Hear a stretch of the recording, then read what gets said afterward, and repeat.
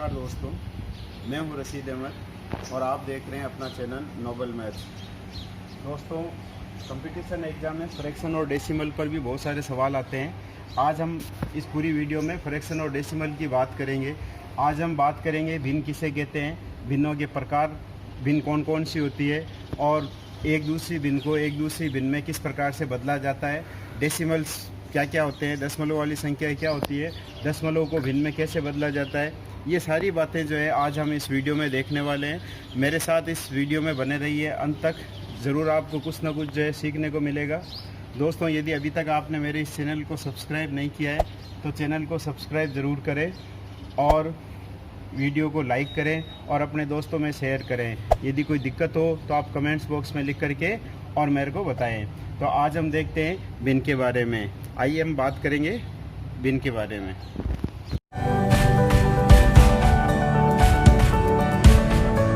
बारे में बात करें तो भिन्न का मतलब होता है, यदि मेरे पास में कोई एक चीज़ है, कोई एक वस्तु है, कोई भी चीज़ है और उस चीज़ के यदि समान भाग कर दिए जाएं, याद रखना दोस्तों, समान भाग। अगर जैसे मेरे पास में एक रोटी है और इस रोटी के मैंने 4 भाग कर दिए और इसमें से यदि ये एक भाग में लेता हूँ तो ये इसकी भिन्न कहलाएगी। ये एक पूरी रोटी थी और इसके 4 भाग कर दिए, तो 4 भाग कर दिए वो नीचे लिख लीजिएगा जितने भाग किए मैंने, और जो इसमें से मैंने चुन लिया, एक भाग चुना है तो वो भाग ऊपर लिख लीजिएगा। और ये जो संख्या बनी 1/4, ये भिन्न कहलाती है। अर्थात भिन्न वो होती है जिसको अंश बट्टा हर के रूप में लिखा जाता है। ऊपर वाली जो संख्या है वो अंश कहलाती है, नंबरेटर कहलाती है, और नीचे वाली संख्या जो है वो हर कहलाती है या डिनोमिनेटर कहलाती है। अब मैंने 4 में से एक भाग चुन लिया तो ये भिन्न 1/4 हो गई। अगर मैं इसके 2 भाग चुन लेता हूँ तो ये 2/4 हो जाएगी। अगर इसके 3 भाग चुन लेता हूँ तो 3/4 हो जाएगी, और अगर चारों भाग चुन लेता हूं तो 4/4 हो जाएगी। तो इस प्रकार से एक संख्या के जितने मैं टुकड़े करता हूं वो टोटल संख्या जितने भाग किए वो संख्या नीचे लिखी जाएगी डिनोमिनेटर में, और जितने भाग हम चुनते हैं वो संख्या ऊपर लिखी जाएगी नंबरेटर में, अंश के अंदर। तो ये भिन्न होती है। इसमें बराबर भाग होने जरूरी है। अगर मेरे पास में कोई वस्तु है, अगर इसके मैं ऐसे छोटे बड़े भाग कर देता हूँ तो ये जो है भिन्न नहीं कहलाएगी। अगर इसमें से मैं एक भाग ले लेता हूँ तो ये इसका 1/4 नहीं होगा। प्रॉपर जो है आपको 4 भाग बराबर करने पड़ेंगे, या जितने भी भाग आप करते हो समान भाग आपको करने, और समान भागों में से कुछ भाग अगर हम चुन ले तो वो उसकी भिन्न कहलाती है, फ्रैक्शन कहलाती है। तो ये तो बात हुई भिन्न के बारे में। अब अगर हम बात करेंगे भिन्न जो है कितने प्रकार की होती है, तो भिन्न जो है अनेक प्रकार की होती है। कुछ भिन्नों की अगर हम बात करें तो पहले अगर हम बात करें तो एक हमारे पास में भिन्न होती है उचित भिन्न। भिन्न को सबसे पहले हम जो बांटते हैं वो उचित और अनुचित, 2 प्रकार की भिन्न के अंदर इसको बांट लेते हैं। एक तो उचित भिन्न और एक हम कह देते हैं अनुचित भिन्न।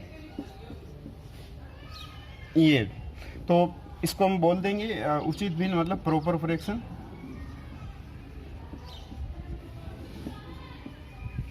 और ये हो जाएगी आपके इम्प्रॉपर।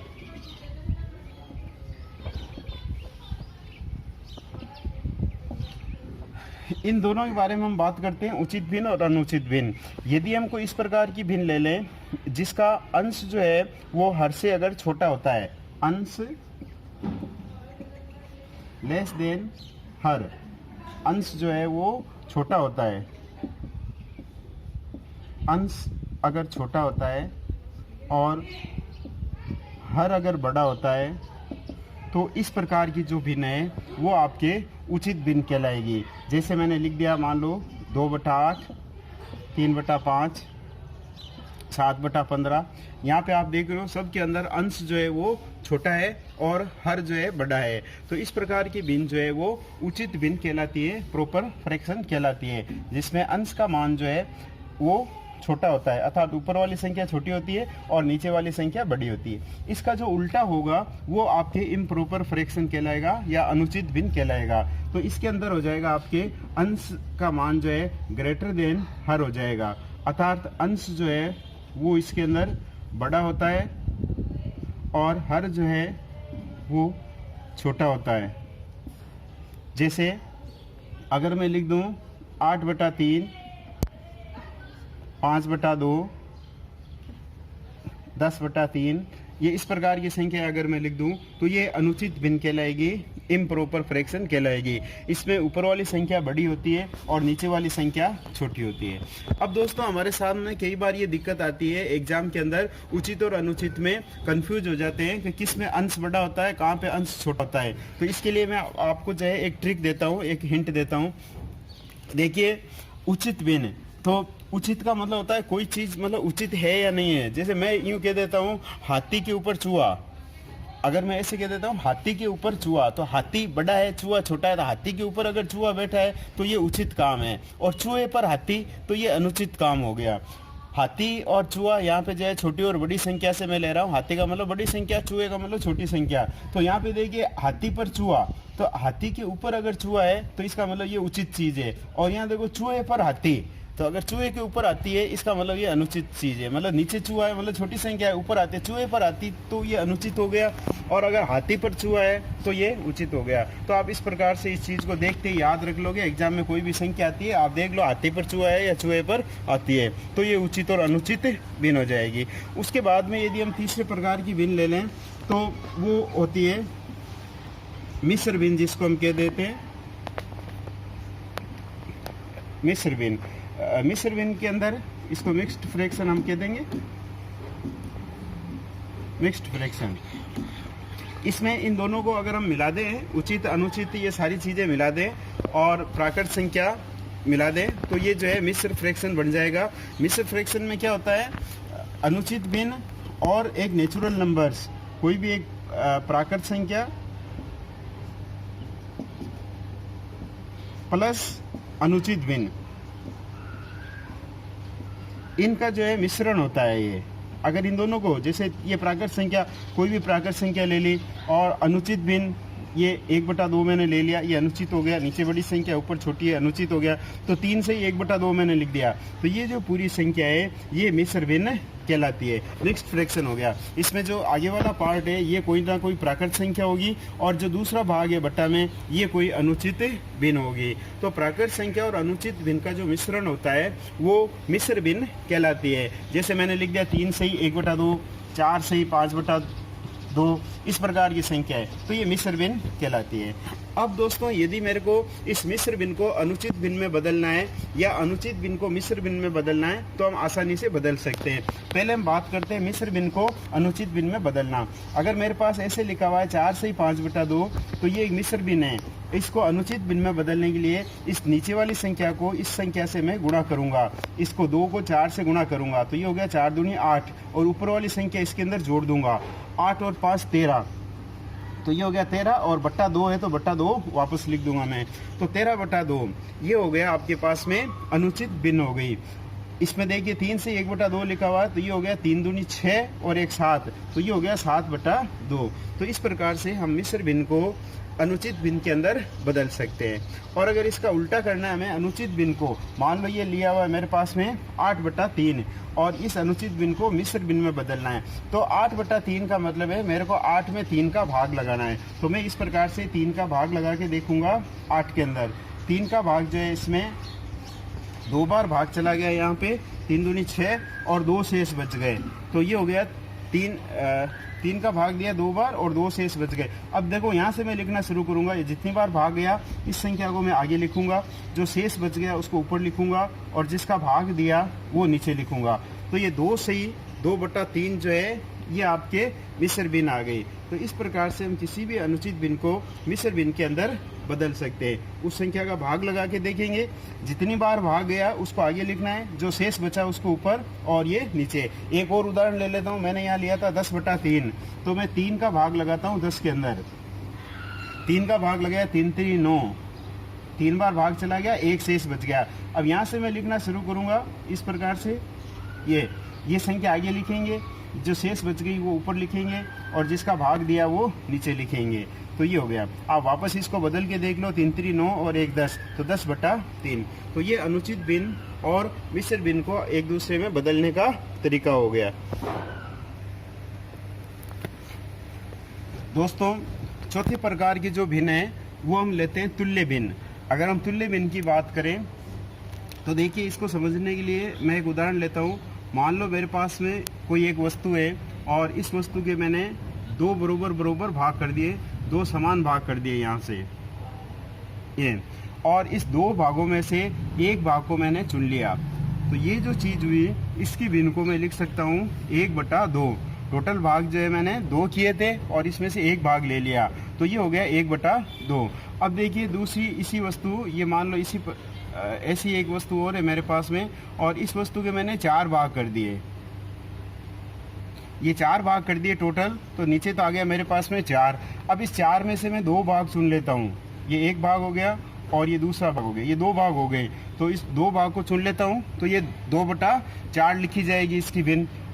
और इसी में और मान लो मैं उदाहरण लेता हूँ इस प्रकार से, और इस बार जो है मैं इसके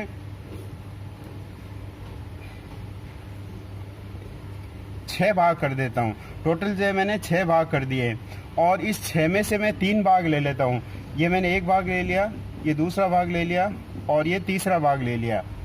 तो ये मैंने इसके 6 भाग कर दिए। इसी प्रकार से मान लो मैं इस वस्तु के 8 भाग कर देता हूँ।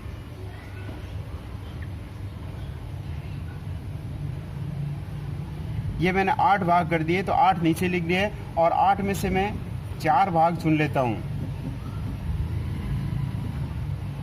ये मैंने 4 भाग कर लिए।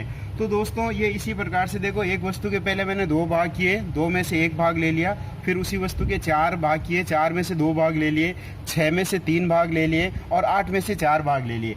अब यदि आप इन चित्रों को ध्यान से देखो तो आप देखोगे सारे चित्र जो है इसी प्रकार से है। मतलब ये चित्र है और इसका जो आधा भाग है, सब के अंदर जो है ये आधा भाग ही जो है कवर हो रहा है और आधा खाली रह रहा है। देखिए इस वस्तु का जो है 1/2 भाग जो है यूज में आ रहा है और 1/2 भाग जो है वो फ्री रह रहा है। इसका अर्थ ये हुआ कि ये जो तीनों चीजें हैं ये कहीं ना कहीं जो है 1/2 के बराबर है। हम ये कह सकते हैं कि 1/2, ये 2/4 और ये 3/6 और 4/8, ये सारी चीजें आपस में बराबर है, या ये भिन्न आपस में बराबर है। तो इन सब को हम जो है तुल्य भिन्न कहते हैं। ये इक्विवेलेंट फ्रैक्शन कहलाती है, अर्थात इसमें अंश और हर को किसी एक समान संख्या से गुणा किया गया है। इसमें अगर आप देखो 1/2, तो इसमें मैंने अंश और हर दोनों को 2 से गुणा कर दिया, तो ये 2/4 हो गया। इस 1/2 को अगर मैं 3 से गुणा कर दूं तो ये 3/6 हो गया।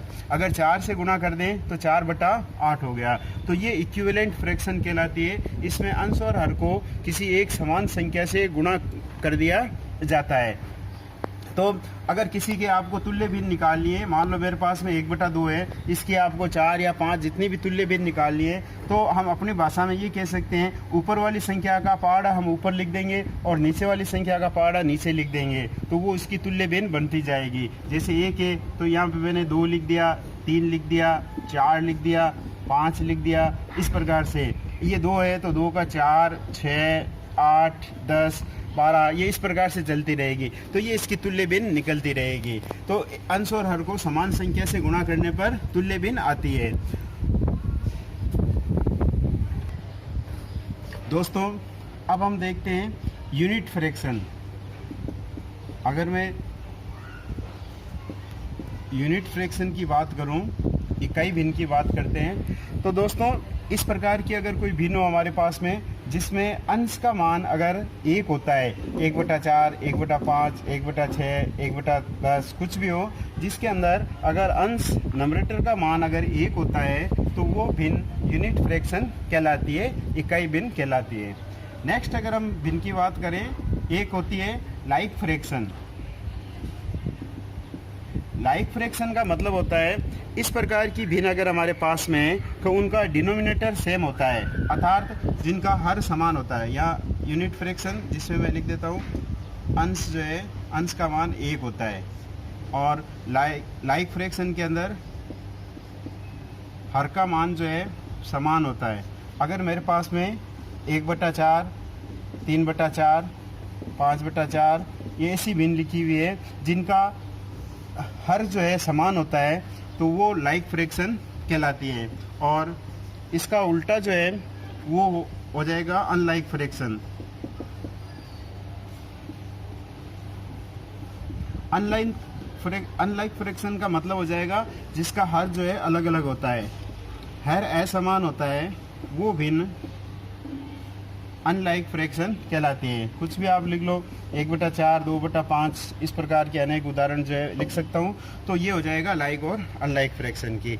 अब दोस्तों अगर हम बात करें, एक दशमलव और हमारे पास में बच जाता है, और वो है दशमलव, एक भिन्न जो है और बच जाती है, वो है दशमलव भिन्न। ये जो मैंने हेडिंग लिखा था फ्रैक्शन एंड डेसिमल, तो ये डेसिमल के अंतर्गत आ जाएगी बात।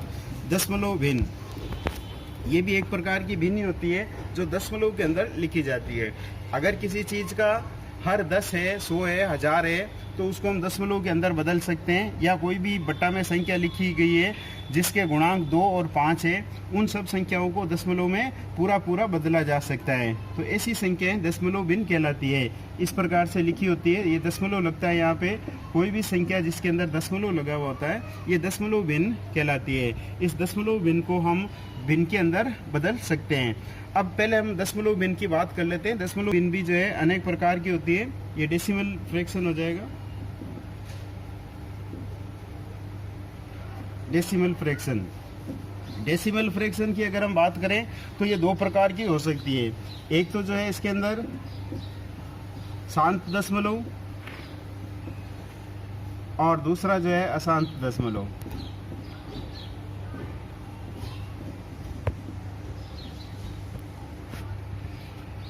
टर्मिनेटिंग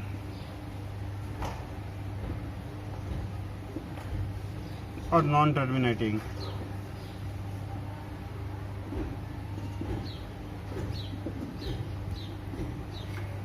पूरे इस डेसिमल को हम 2 भागों में बांट सकते हैं, शांत दशमलव और अशांत दशमलव। इसका मतलब ये है कि अगर मैं कोई भी भिन्न दे रखी है और उस भिन्न को अगर मैं भाग लगा करके देखना चाहता हूँ, तो अगर मैंने किसी संख्या में भाग लगाया, मान लो मेरे पास में 8/2 ये कोई लिखी हुई है, 9/2 मान लो मैं कर देता हूँ, 9/2, और इसको मैं भिन्न में दशमलव में बदलना चाहता हूँ, तो मैं 2 का जो है भाग लगाऊंगा 9 के अंदर, 4 दूनी 8, ये भाग चला गया, 1 शेष बच गया। अब मैंने यहाँ पे पॉइंट लगा दिया, ये 0 हो गया और 5 बार भाग चला गया, तो ये यहाँ पे भाग समाप्त हो गया, भाग पूरा चला गया, भाग शांत हो गया। तो ऐसी दशमलव जो है वो शांत दशमलव कहलाती है, अर्थात जिसमें भाग जो है कहीं पर समाप्त हो जाता है। 1 अंक के बाद में भाग समाप्त हो जाता है, 2 अंकों के बाद में, या 3 अंकों के बाद में, या 4 अंकों के बाद में, कहीं पर भी अगर भाग पूरा समाप्त हो जाता है, शेषफल 0 आ जाता है, तो वो शांत दशमलव कहलाते हैं। और इसका उल्टा हो जाएगा अशांत दशमलव। अगर हम भाग लगाएं किसी संख्या में और उसका भाग जो है जाता ही रहे इस प्रकार से, या मैंने भाग लगाया इस प्रकार से, मान लो मैं भाग लगा देता हूँ और ये भाग अगर चलते ही रहे, तो वो अशांत दशमलव कहलाते हैं। अशांत दशमलव जिसमें भाग कभी समाप्त नहीं होता, शेषफल आगे चलता ही रहता है। शांत दशमलव जिसके अंदर शेषफल 0 हो जाता है, आगे जाके कहीं ना कहीं जो है भाग पूरा हो जाता है।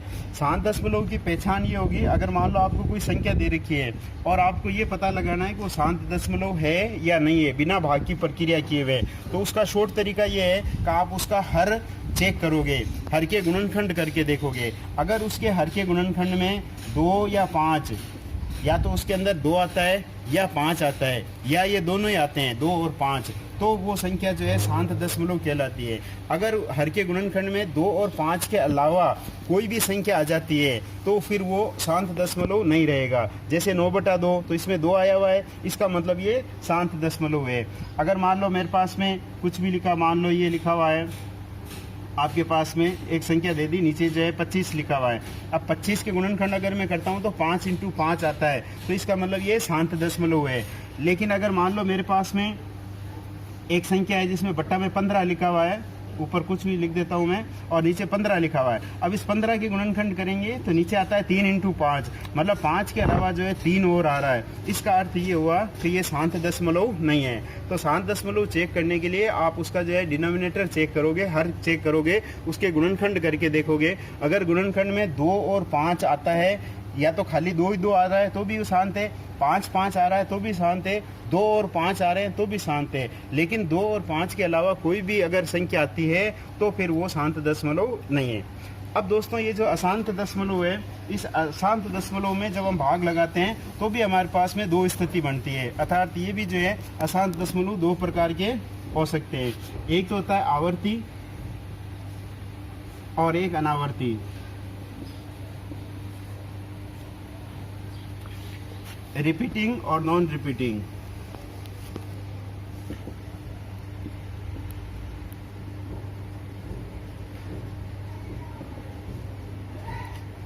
आवर्ती अशांत दशमलव पूरा नाम इसका, और अनावर्ती अशांत दशमलव। आवर्ती अशांत दशमलव का मतलब हो गया अगर हम भाग लगाएं और उसके अंदर कोई एक ही संख्या की बार बार आवर्ती होती है, जैसे मैंने भाग लगाया किसी संख्या में 3 पॉइंट, फिर 3 3 3 3, इस प्रकार एक समान संख्या अगर मेरे पास में आती है, या जोड़े के रूप में भी आ सकती है, मान लो 56 56 56, इस प्रकार से संख्या आ रही है, तो ये आवर्ती दशमलव कहलाती है, आवर्ती अशांत दशमलव। और अनावर्ती का मतलब हो गया अगर हम भाग लगाएं तो भाग तो इसमें भी समाप्त नहीं होता है, लेकिन संख्या जो है इस प्रकार से अलग अलग आती है। अगर हमारे पास में हम कह नहीं सकते नेक्स्ट संख्या जो है क्या होगी, तो ये अनावर्ती हो जाएगा। आवर्ती के अंदर किसी एक संख्या की आवर्ती होती है, बार बार जो है रिपीट हो रही है, और इसके अंदर जो है अनावर्ती के अंदर कोई चीज़ रिपीट नहीं होती है, अलग अलग संख्याएं आती है। अब दोस्तों आवर्ती जो है इसमें भी आवर्ती, इसके दो भाग होते हैं। अगर मैं इस आवर्ती वाले को समझूं, इसके अंदर एक तो होता है शुद्ध आवर्ती, प्योर जो है रिपीटिंग नंबर, और एक होता है अशुद्ध आवर्ती, शुद्ध आवर्ती, और दूसरा जो है मिश्रित आवर्ती हम कह सकते हैं।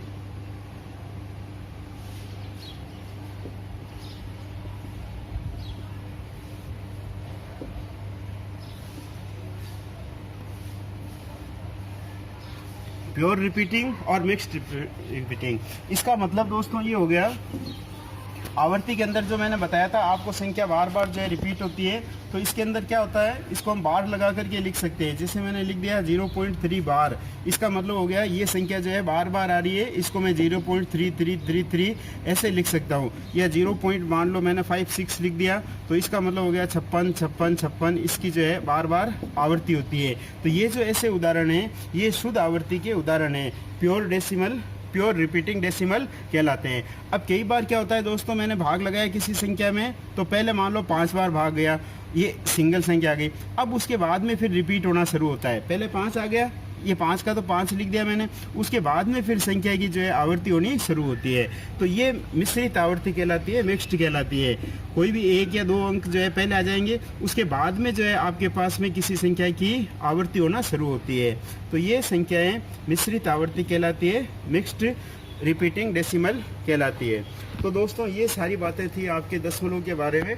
अब हम बात करते हैं इन संख्याओं को आपस में जो है किस प्रकार से बदला जाएगा, और ये जो भिन्न थी मेन, इसके अंदर उचित एक दूसरे हम पता लगाना, छोटी संख्या कौन सी है, बड़ी भिन्न कौन सी है, या इनको आरोही और अवरोही क्रम में कैसे लिखे जाते हैं, क्योंकि एग्जाम में सवाल इसी चीज़ पर आते हैं। तो अब हम बात करेंगे इन प्रकार की प्रश्नों की।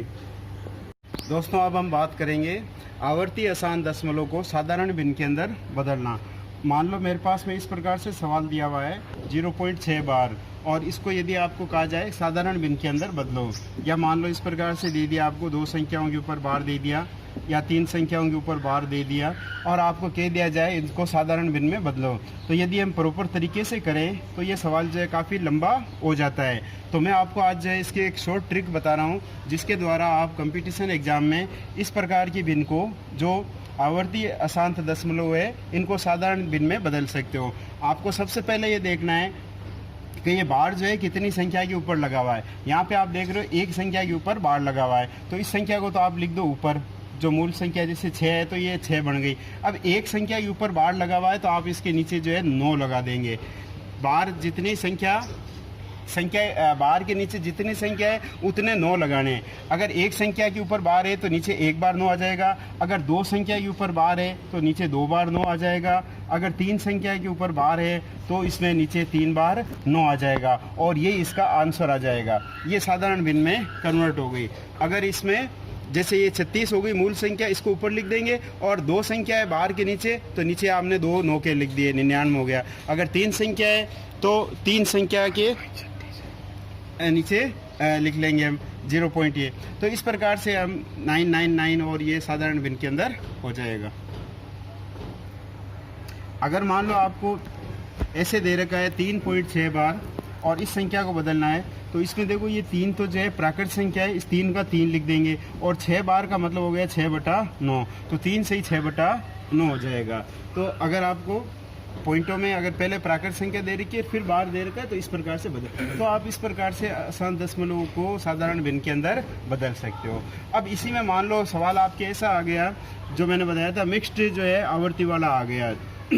एक तो ये तो शुद्ध आवर्ती वाला उदाहरण हो गया। अब मान लो आपके पास में मिक्स्ड आवर्ती का आ गया, जैसे उदाहरण के तौर पे मान लो मैं ले लेता हूँ, ये ले लेता हूँ 0.36 बार, इसके 3 के ऊपर बार नहीं है, 6 के ऊपर बार है। तो ऐसी संख्या को हम साधारण भिन्न में बदलने के लिए क्या करेंगे, मूल संख्या हमारे पास में 36 है तो 36 का 36 लिखेंगे और इसमें से माइनस कर देंगे जिसके ऊपर बार नहीं लगा हुआ है, इस संख्या को हम इसमें से घटा देंगे। जैसे 3 के ऊपर बार नहीं लगा हुआ है तो हम इसमें से 3 को कम कर देंगे। अब यहाँ पे देखो बार के नीचे एक संख्या है तो इसका मतलब नीचे जो है 1 9 आ जाएगा, और बिना बार वाली संख्या 1 है तो उतने जो है हमारे पास में 0 आ जाएंगे। तो ये फाइनली मेरे पास में आंसर आ गया 33/90।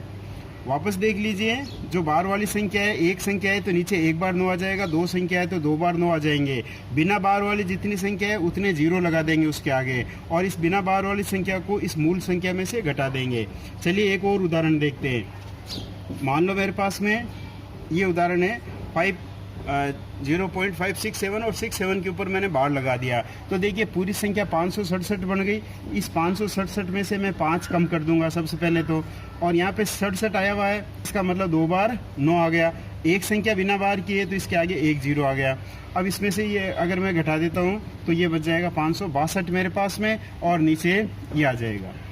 और एक उदाहरण लेके बता दूँ मैं आपको, मान लीजिए ये संख्या है मेरे पास में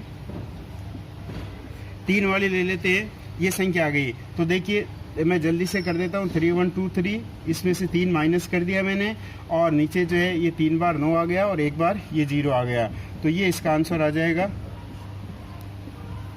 तो दोस्तों इस प्रकार से हम आवर्ती आसान दशमलव को साधारण भिन्न के अंदर बदल सकते हैं। बात करेंगे छोटी और बड़ी भिन्न का पता करना या भिन्न को आरोही और अवरोही क्रम में लिखना। इस टॉपिक को मैं 4 भागों में बांट देता हूं। अगर मेरे को ये पता लगाना है कि कौन सी भिन्न जो है छोटी है और कौन सी बड़ी है, तो सबसे पहले इसके अंदर हम टॉपिक लेते हैं। अगर मान लो ऐसी भिन्न हो जिसका हर समान हो, इसको 4 भागों में बांट रहा हूँ मैं, हर समान हो। दूसरा मैं ऐसी भिन्न ले लूँगा जिसका जो है अंश समान हो। तीसरे प्रकार की इस प्रकार की भिन्न ले लेंगे जिसमें अंश और हर निश्चित क्रम में बढ़ता हो, जिसमें अंश और हर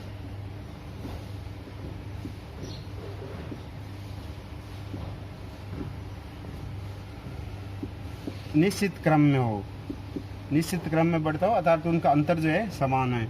और चौथी प्रकार जिसमें अंश और हर में जो है कोई संबंध नहीं है, अलग अलग है, अंश और हर जो है अलग अलग है, असमान है।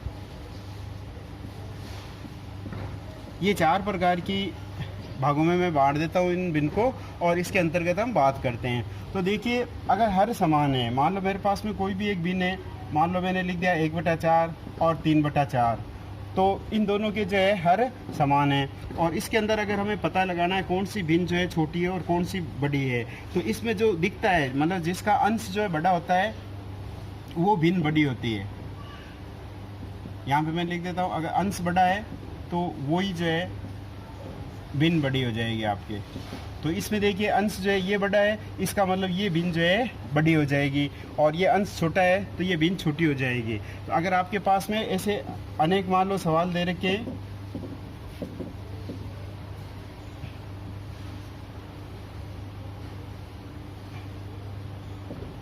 मान लो ये संख्या दे रखा है, आपको पूछा इसमें सबसे बड़ी भिन्न कौन सी है, तो इसके अंदर चूंकि हर समान है और इसके अंदर अंश जो है ये बड़ा है, इसका मतलब सबसे बड़ी भिन्न ये हो गई। तो आप इसमें बड़ी भिन्न का पता लगा सकते हो, छोटी भिन्न का पता लगा सकते हो, और अगर इनको आरोही और अवरोही क्रम में लिखने का कहें तो वो भी लिख सकते हो। इसके लिए देखिए पहले 1 मिनट चर्चा कर देता हूँ मैं आपको। एक तो होता है आरोही क्रम और एक होता है अवरोही क्रम। अवरोही क्रम अर्थात बढ़ते क्रम में लिखो या घटते क्रम में लिखो इनको। तो देखिए इसमें भी मैं आपको एक ट्रिक बता देता हूँ, इसमें कंफ्यूज हो जाते हैं कई बार कि भाई आरोही क्रम का मतलब क्या होता है, अवरोही क्रम का मतलब क्या होता है, कब छोटी संख्या पहले लिखनी है, कब बड़ी लिखनी है। तो इसकी एक शॉर्टकट ट्रिक बता देता हूँ। देखिए आरोही आरोही ये एक छोटा नाम है और अवरोही ये बड़ा है। इसमें ज़्यादा अक्षर आ रहे हैं, 4 अक्षर काम में आ रहे हैं, इसमें 3 अक्षर काम है। तो आरोही छोटा है, इसका मतलब छोटी संख्या से शुरुआत करनी है। और अवरोही तो ये बड़ा है, इसका मतलब इसमें बड़ी संख्या से शुरुआत करनी है। इसमें बड़ी संख्या पहले आएगी, फिर उससे छोटी, फिर उससे छोटी, फिर सबसे छोटी। और आरोही ये छोटा नाम है, आरोही और अवरोही में ये छोटा है, तो इसमें छोटी संख्या पहले आएगी, फिर बड़ी और फिर उससे बड़ी। तो ऐसे आप आरोही और अवरोही क्रम में लिख सकते हो। दूसरा मैंने टॉपिक लिया था आपके अंश समान हो। अगर किसी संख्या के मान लो अंश समान है मेरे पास में, ऐसे अगर मैं लिख देता हूं, अगर मेरे पास में मान लो अंश समान है तो फिर इसका उल्टा हो जाएगा। जब अंश समान होता है हमारे पास में, तो जिसका अंश छोटा होता है वो भिन्न जो है बड़ी हो जाती है। हर यहाँ पे जिसका हर अंश तो समान हो गया, इसका मतलब जिसका हर जितना छोटा होगा उतना ही जो है वो भिन्न बड़ी हो जाएगी। तो देखिए यहाँ पे 3/4, 3/5, 3/2 ये ले लिया। तो हर छोटा कौन सा है इसमें, तो यहाँ पे आप देख रहे हो हर ये छोटा है, इसका मतलब ये जो भिन्न है वो सबसे बड़ी भिन्न हो जाएगी। इसके अंदर उल्टा होता है, जब अंश समान है हर हम देखेंगे। अगर हमें बड़ी संख्या का पता लगाना है सबसे बड़ी कौन सी है, तो हमें अंश छोटा हर छोटा देखना पड़ेगा। और अगर हमें ये पता लगाना है इसमें सबसे छोटी भिन्न कौन सी है, तो हमें ये देखना पड़ेगा अंश बड़ा कौन सा है। तो इसके अंदर हर ये बड़ा है, इसका मतलब ये सबसे जो है छोटी है आपके पास में, और ये संख्या जो है ये सबसे बड़ी है। तो इस प्रकार से आप पता लगा सकते हो।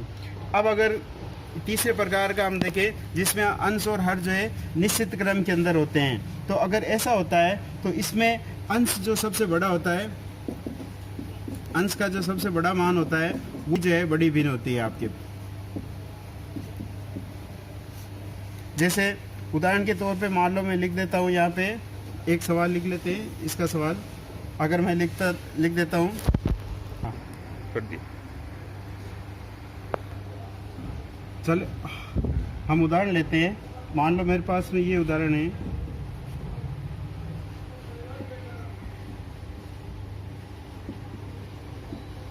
इसमें हमें पता लगाना है बड़ी भिन्न कौन सी है, छोटी भिन्न कौन सी है। तो इसमें देखिए यहाँ पे अंश की अगर हम बात करें तो ये 2, 5, 8, 11, मतलब इसमें जो है 3 का अंतर चल रहा है। 2 और 3 5, 5 3 8, 8 3 11। अंश के अंदर जो है 3 का एक निश्चित क्रम में संख्याएं बढ़ रही है। इसी प्रकार से हर में भी देखो 5 आया, फिर 11 आ गया, तो 6 का अंतर हो गया, 11 और 6 17 और 6 23। तो एक निश्चित क्रम के अंदर संख्याएं बढ़ रही है। अंश और हर जो है निश्चित क्रम में बढ़ रहा है। तो इसका मतलब अंश जो बढ़ा है, जिसमें अंश का मान बढ़ा है, तो देखिए यहाँ पे अंश का मान ये बढ़ा है मेरे पास में, इसका मतलब ये जो भिन्न है वो सबसे बड़ी हो जाएगी। अगर छोटा निकालना है तो ये अंश छोटा है, तो ये संख्या सबसे छोटी हो जाएगी। तो अगर अंश और हर एक निश्चित क्रम में दिए गए हो तो आप इस प्रकार से पता लगा सकते हो। अब हमारे पास में एक अंतिम प्रकार का आ जाता है कि अंश और हर अगर अलग अलग प्रकार के हो, जिस पे जो है ज़्यादा सवाल आते हैं कंपटीशन एग्जाम में, तो इसकी यदि हम बात करें, एक लास्ट जो है तो और चीज़ हम देख लेते हैं कि अगर हमारे पास में सारी चीज़ें अलग अलग दे रखी हो तो हम जो है किस प्रकार से सवालों को हल करेंगे शॉर्टकट तरीके से। अब मान लो कुछ भी जो है उदाहरण में लिख देता हूँ।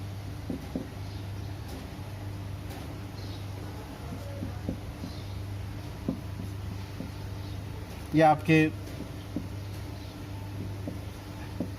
SSC 2014 में आया हुआ सवाल है। देखिए पहले तो इसमें देख लेता हूँ मैं, कोई सी जो है तीनों कंडीशन में कुछ भी लागू नहीं हो रहा है। यहाँ पे ना इसका अंश समान है ना हर समान है। और अगर अंतर की बात करें तो इसमें 1 का अंतर है या 5 का है या 3 का है, मतलब अंश और हर भी जो है समान नहीं है। अब मेरे को ये पता लगाना है कि इसमें जो है सबसे छोटी संख्या कौन सी है या बड़ी संख्या कौन सी है, आरोही और अवरोही क्रम में लिखना है। तो उसके लिए देखिए सबसे पहले हम ये देखेंगे, इन दोनों को जैसे मैं गुणा करता हूँ, मान लो ऐसे तिरछा गुणा करना है आपको, नीचे वाली संख्या को इस ऊपर वाली संख्या से गुणा करना है, इसको इससे गुणा करना है। तो ये हो गया 5 दूनी 10, और इसको इससे गुणा करना है 3 3 9। तो ये संख्या हो गया। पहले मैं सवाल लिख देता हूँ। मान लो आपको ये पता लगाना है भाई सबसे छोटी संख्या इसमें ढूंढना है, सबसे छोटी भिन्न कौन सी है ये पता लगाना है। एक सवाल दे दिया मैंने, एक हमारे पास में एक लक्ष्य रहेगा तो हम आसानी से कर सकेंगे। सबसे छोटी संख्या ढूंढनी है मेरे को। तो देखिए ये 5 दूनी 10 हो गया, 3 3 9 हो गया। तो इन दोनों में छोटी संख्या कौन सी है? ये संख्या है। इसका मतलब मैं इसको छोड़ दूंगा और इस भिन्न को लेकर के फिर हम आगे बढ़ेंगे। अब इन दोनों को मैं सरल करता हूँ। ये चीज़ हटा दी मैंने यहाँ से, इन दोनों को सरल करूँगा इसी तरीके से। तो इसको इससे गुणा किया तो ये 11 33 हो गया और ये हो गया 8 पंजे 40। तो ये हो गया 33 और 40। अब इसमें छोटी संख्या पता लगानी है। इसका मतलब ये संख्या छोटी है और ये बड़ी है, तो मैं इसको छोड़ दूंगा यहाँ से और इस संख्या को ले लूँगा। अब मेरे पास में ये 2 संख्या बच गई लास्ट में, तो इन दोनों को गुणा कर लेते हैं। 17 को 3 से गुणा करेंगे, 70 × 51 ये हो गया, और 5 को इससे गुणा कर दिया मैंने, ये 55 हो गया।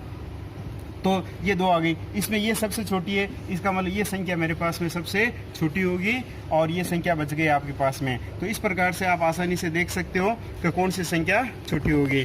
चलिए एक और उदाहरण लेकर के हम बात को समझ लेते हैं। मान लो मेरे पास में एक उदाहरण है 2/7, 1/3, 5/6, 3/4। ये सवाल भी आपके 2012 में आया हुआ है।